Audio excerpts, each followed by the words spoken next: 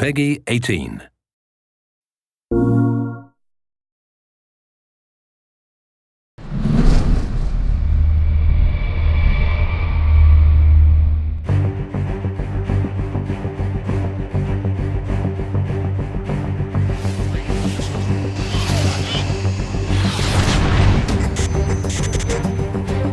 For the first time, the PS Vita really provided a mobile platform that was capable of really offering a proper FPS experience. It was new hardware for us, and we thought there's no way we can get the full Killzone experience onto it. But as the project's gone on, we realised, hey, we can get basically everything in this. Getting the tech over, making sure everything looks amazing, runs perfectly. Fortunately, the Vita is very powerful, and because we've taken across the Killzone engine, we can actually really push and develop the graphics and get the fidelity that we need to make it live within the family of Killzone games.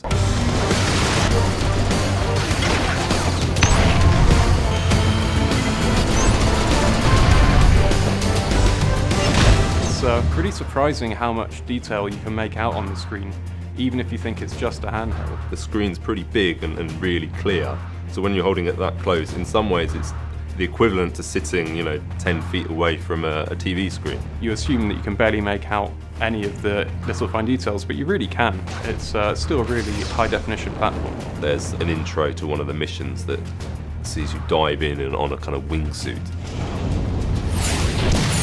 It looks pretty impressive, but it's even more impressive when you tell people they can look around, and a lot of people didn't realise, they just thought it was a movie, and as soon as you can press left and right, they were like, whoa, no way, that's in-game, and it was kind of like, that was the moment you could see people were like, oh wow, this is impressive, like we've not seen this before on the Vita.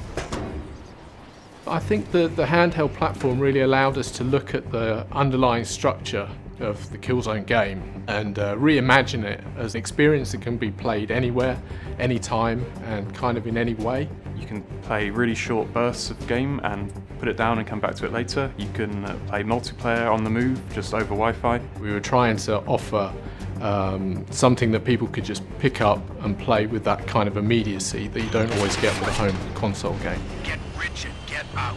The other thing that I was really interested in maintaining was the feel of Killzone.